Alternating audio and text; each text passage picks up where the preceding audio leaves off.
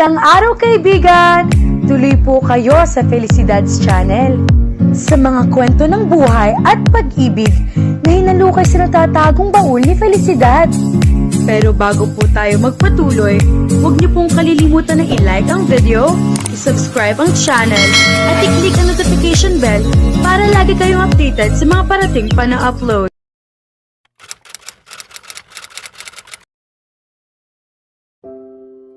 Isang pulis? Sabi niya, bahagyang nakabuka ang bibig sa matinding pagkagulat. Tumango si Ashton at tinangka niyang magsalita, ngunit bago pa man siya makapagsalita ay nauna nang nagsalita si Xavier. Marami pang mga tanong na hindi nasasagot sa kwentong ito. Anong mga tanong? Tanong niya habang nakatingin kay Ashton, ngunit mumiti lamang ito. At sapat na ang ngiting iyon upang mapawi ang kaguluhang namamayani sa kanyang kalooban. Mababakas sa mukha niya ang kaginhawaan sa pagkaalam na naroon si Ashton. Habang nasa tabi niya ito, pakiramdam niya ay wala ng anumang masamang maaaring mangyari sa kanya. At ang mga ekspresyon ng kanyang mukha ay unti-unting nagbibigay ng pag-asa kay Ashton. Pag-asa para sa isang kakaiba at higit na magandang kinabukasan. Nicholas Winbert. Malakas na sambit ni Xavier sa pangalan, sapat upang malinaw niya itong marinig. Biglang nanlaki ang mga mata niya. Ang pagkarinig pa lamang sa pangalang iyon ay sapat na upang muling bumalik sa kanyang isipan ang mga alaala ng kanyang nakaraan. Dumating si Lisa dala ang kanilang order, ngunit nang makita niya si Ashton ay biglang nanghina ang kanyang mga tuhod at nagsimulang manginig ang kanyang mga kamay dahil sa matinding takot. Samantala, pinakalma ni Natalia ang kanyang sarili at tumingin sa takot na si Lisa. Hindi niya napigilan ang isang biglaang pagtawa. Ang tawang iyon ay pumuno sa puso ni Ashton ng wagas na ligaya at kaligayahan. Masaya ang babaeng pinakamamahal niya. Ano pa ba ang higit niyang mahihiling? Mababakas ang kasiyahan sa mukha ni Ashton habang nakatingin siya rito. Ang maliit na bahagi ng kanyang sarili. Ang bahaging ipinakikita niya sa panlabas. Ay nasisiyahan at tunay na nalulugod. Ngunit ang mas malaking bahagi ng kanyang pagkatao ay patuloy na naghahangad sa kanya. Ang demonyong nakakubli sa kanyang kalooban ay hindi pa rin nasisiyahan. May iba pa itong hinahanap. May iba pa itong nais. Ngunit si Ashton David Castro ay isang lalaking marunong tumupad sa kanyang salita. Sinabi niya sa lahat ng demonyo at halimaw na nagkukubli sa kanyang kalooban na ipinagbabawal niyang galawin siya. Maging ang pag-iisip tungkol dito ay ipinagbabawal. Ngunit sino nga ba ang tunay na makapipigil sa sariling mga kaisipan? Sa kabila ng lahat, masaya na siya dahil kahit paano ay nasa tabi niya ang babaeng mahal niya. Bilang kanyang asawa. Ashton. Tawag niya sa kanyang pangalan. Napatingin siya sa kanya at bahagyang nagtaas ng isang kilay nang mapansin niyang itinuturo nito ang isang babaeng nakatayo malapit sa kanila. Sino ang babaeng iyon? Tanong niya, lubos na walang kamalay-malay sa sitwasyon at tila hindi man lamang naaalala ang naturang babae. Hindi mo siya naaalala? Tanong niya. Nagkibit balikat lamang si Ashton at umiling. Hindi napabuntong hininga si Lisa sa ginhawa at inihain kay Natalia ang kanyang order. Pagkatapos ay humarap siya sa mga lalaki upang kunin ang kanilang order habang inilalabas ang ballpen at maliit na talaan mula sa kanyang bulsa. Cappuccino, sabi ni Xavier. Mabilis niya itong isinulat sa talaan. Napalunok si Lisa at tumingin kay Ashton. Espresso, sabi nito. Muli niyang itinala ang order. Ngunit pagkasulat niya nito ay halos tumakbo na siya palayo roon. Hindi ba siya kakaiba? Tanong ni Ashton habang nagkukulubot ang noo sa pagkalito. Samantala, walang pagpipigil na nagtawanan si Natalia. Ano bang nakakatawa? Tanong ni Xavier na tila nalilito rin sa naging kilos ni Lisa. Huminga ng malalim si Natalia upang pigilan ang sarili sa patuloy na pagtawa.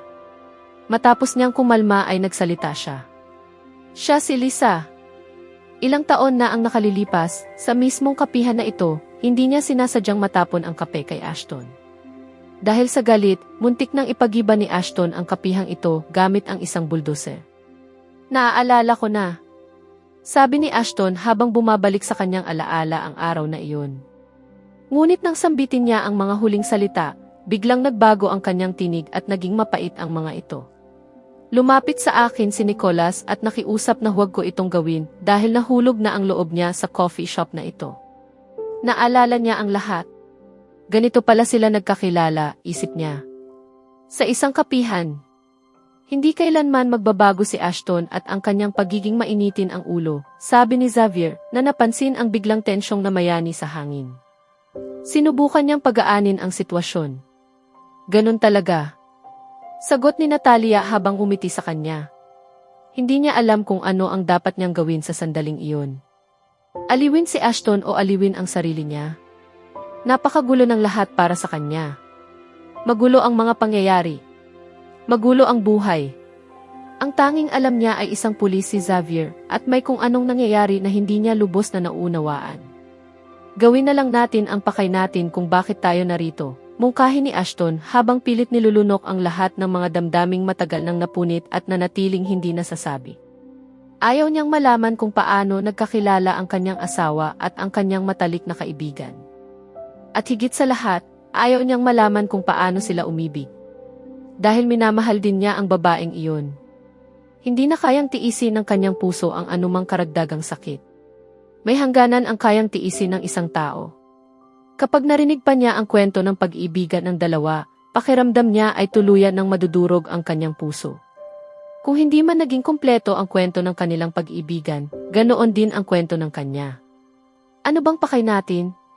Tanong niya kay Ashton, umaasang makakakuha ng sagot. Ngunit hinayaan lamang ni Ashton na si Xavier ang magsabi nito. 1.5 taon na ang nakalilipas. Ibig kong sabihin, halos 2 taon na ang nakalipas, namatay si Nicholas, sabi ni Xavier. Biglang napasinghap si Natalia sa sakit. Namutla ang kanyang mukha habang unti-unting napuno ng luha ang kanyang mga mata. Bakit mo sinasabi sa akin yan? Alam ko na, sabi niya, pilit na pinipigilan ang sarili na umiyak. Alam kong naging kasintahan ka niya, na siya ring personal assistant niya, sabi ni Xavier.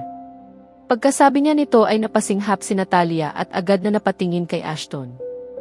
Ngunit tumango lamang ito. Walang anumang emosyon o ekspresyon sa kanyang mukha. Paano mo nalaman? Tanong niya. Pulis ako, ginang. Tumango si Natalia at hinintay siyang magpatuloy. Ang pagkamatay niya ay nananatiling isang misteryo.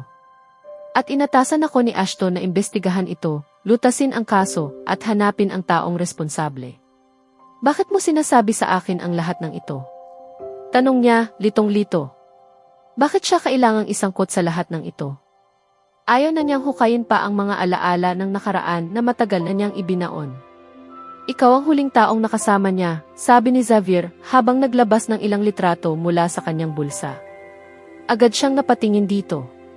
Ang ibig mong sabihin, ako ang pumatay sa kanya? Tanong niya. Nasaktan at nainsulto siya sa tanong. Ano ba ang kinalaman niya sa lahat ng ito? Maaaring ikaw ang dahilan, mariing sabi ni Xavier, at tuluyan nang nawala ang dating pagiging magiliw niya. Hindi makapaniwala si Natalia sa sinabi ni Xavier. Paano siya magiging dahilan ng pagkamatay ng lalaking minamahal niya? Napatingin siya kay Ashton, umaasang tutulungan siya nito. Ngunit tila nasa sarili nitong mundo si Ashton. Ni isang salita sa kanilang pag-uusap ay hindi nito narinig. Ang pagbanggit pa lamang sa pangalan ni Nicholas ay muling nagbalik sa kanya ng matinding pagkakasala. Hindi niya alam kung mabuti ba o masama ang muling pagbabalik ng mga alaala. Nalilito siya. Magulo ang kanyang isip at hindi niya alam kung ano ang dapat niyang maramdaman. Ngunit iba ang iniisip ni Natalia. Sa sandaling iyon, naramdaman niyang nag-iisa siya. Muli siyang tumingin kay Ashton, umaasang tutulungan siya nitong pigilan si Xavier sa pagbibintang sa kanya. Ngunit katahimikan lamang ang kanyang natanggap. Hindi man lamang siya tinitingnan ni Ashton. Para bang maging ito ay naniniwalang siya nga ang dahilan ng pagkamatay ng matalik nitong kaibigan. Naramdaman ni Natalia na nilinlang siya ng lalaking pinakasalan niya. Nanuyo ang kanyang lalamunan. Pilit niyang inayos ang kanyang tindig, itinago ang sakit na unti-unting sumasakal sa kanyang dibdib at hinarap si Xavier. Ano ba talaga ang ipinahihiwatig mo? Gusto kong malaman kung ano talaga ang nangyari sa inyong dalawa. At gusto ko ring malaman kung kilala mo ang mga taong ito, sabi ni Xavier habang itinutulak ang mga litrato papunta sa harapan niya. Yumuko si Natalia at tiningnan ang mga litrato. Lalong kumunot ang kanyang noo sa pagtataka. Mga kasosyo ni Nicolas sa negosyo ang mga taong ito. Lahat sila? Hindi lahat. Ang ilan ay mga kasama niya sa paglalaro ng golf, habang ang iba naman ay mga karibal niya. Mga kasama sa golf. Mahal na mahal ni Nicolas ang golf. Tuwing linggo ng hapon, pumupunta siya sa Cape Kidnappers Golf Course. Doon niya sila nakilala. Sina Ginoong Chang at Ginoong Huang ang pinakamalalapit niyang kaibigan doon. At hindi na ituloy ni Xavier ang kanyang sasabihin nang lumapit si Lisa dala ang kanilang mga kape. Inihain ni Lisa ang mga ito sa mga lalaki at agad na tumalikod upang umalis. Sumimsim si Ashton ng kanyang kape bago isinuot ang kanyang mga pansara sa tainga. Nasaktan si Natalia sa ginawa nito, ngunit ni hindi niya ipinahalata ang sakit sa kanyang mukha. Ano naman ang tungkol sa mga karibal na ito? Tanong ni Xavier habang sumimsim din sa kanyang kapeng cappuccino. May hindi pagkakaunawaan si Nicolas kay Ginoong Mendoza. Naniniwala siya na sangkot ang mga ito sa ilang kahina-hinalang gawain. Gusto rin nilang ipagbili ni Nicolas ang isa sa kanyang mga ari-arian. Kung hindi raw niya ito gagawin, kukunin nila iyon sa anumang paraan na maaari nilang gamitin. Tahimik na itinala ni Xavier sa kanyang isipan ang lahat ng mahahalagang impormasyong narinig niya. Unti-unti na niyang binubuo ang mga piraso ng palaisipan habang sinisimulan niyang pag-aralan ang kaso. Samantala, kumakain si Natalia ng kanyang sandwich habang palihim na sumusulyap kay Ashton. Umaasa siyang kahit isang sulyap lamang mula rito ay sapat na upang matiyak niyang naroon pa rin ito para sa kanya. Ngunit ang tanging natanggap niya ay katahimikan. Wala ni isang tingin. Natalia, paano naman ang iba pang mga karibal? Tanong ni Xavier. Si Ginoong Nogab ang kumukontra kay Nicolas upang hindi niya makuha ang kontrata para sa North New Zealand. Ngunit determinado si Nicolas na makuha iyon para sa kanyang sarili. Mayroon ding ilan na labis na naiinggit sa kanyang tagumpay, habang ang iba naman ay nagkaroon ng alitan sa kanya dahil sa mga kumpanya. Maraming negosyo ang nalampasan ni Nicolas dahil sa kanyang mahusay na paraan ng pagpapatakbo ng negosyo at sa pagbibigay niya ng trabaho sa mga nangangailangan. Okay. Mahinang tugon ni Xavier habang abala sa sarili niyang mga iniisip at patuloy na umiinom ng kape. Samantala, hindi maalis ni Natalia ang kanyang mga mata kay Ashton. Umaasa siyang makakakuha ng kahit isang sagot mula rito. Kahit isang sulyap lamang. Isang munting senyales na naroon pa rin siya para sa kanya. Patuloy lamang siyang nakatitig dito. Abala naman si Ashton sa pagbabasa ng kanyang mga email. Isa-isa niyang sinusuri ang mga panukala, kasunduan, at mga kontrata habang malakas na umaalingaw ang musika sa kanyang mga tainga. Wala siyang naririnig sa usapan ni Natalia at Xavier. Nang dumating ang kanyang espresso, buong atensyon niyang ibinaling dito. Para bang iyon na lamang ang nais niyang pagtuunan ng pansin. Ngunit makalipas ang ilang sandali, nakaramdam siya ng paulit-ulit na titig sa kanyang direksyon. Una, pinilit niyang huwag pansinin ang kanyang kutob. Ilang minuto niyang binaliwala ang pakiramdam na may nakatingin sa kanya. Ngunit kalaunan ay hindi na niya ito nakayanan. Dahan-dahan niyang iniangat ang kanyang ulo. At doon ay nagtama ang kanilang mga mata. Ang mga mata ni Natalia ay tuwirang nakatitig sa kanya, ngunit nababalot ng mga luha. Parang biglang bumagsak ang puso ni Ashton nang makita siyang umiiyak. Bakit? May sinabi ba si Xavier na hindi niya dapat sinabi? Namimiss ba niya si Nicolas? May nagawa ba akong mali? Sunod-sunod na tanong ang nagsulputan sa kanyang isipan. Bago pa man siya makakilos o makapagsalita, biglang iniwas ni Natalia ang kanyang tingin. Pinahid niya ang mga luhang namumuo sa kanyang mga mata, kinuha ang kanyang bag at agad na tumayo. Pagkatapos ay lumabas siya ng kapihan. Hindi man lamang siya lumingon kay Ashton. Ni isang sulyap, at doon tuluyang nadurog ang puso ni Ashton. Ang munting pag-asang ilang minuto pa lamang niyang binubuo ay bigla ring gumuho. Parang isang iglap na wala ang lahat ng saya at init na kanina lamang ay nararamdaman niya. At ang tanging natira ay ang matinding sakit na muling kumapit sa kanyang puso. Sa susunod na kabanata, unti-unting mabubunyag ang mga lihim tungkol sa pagkamatay ni Nicolas at ang tunay na dahilan kung bakit siya ang huling taong nakasama nito. Samantala, haharap si Natalia sa isang mas mabigat na pagsubok nang magsimulang magduda si Ashton sa pagitan ng pagmamahal niya rito at ng katotohanang pilit niyang tinatakasan. Kaya abangan natin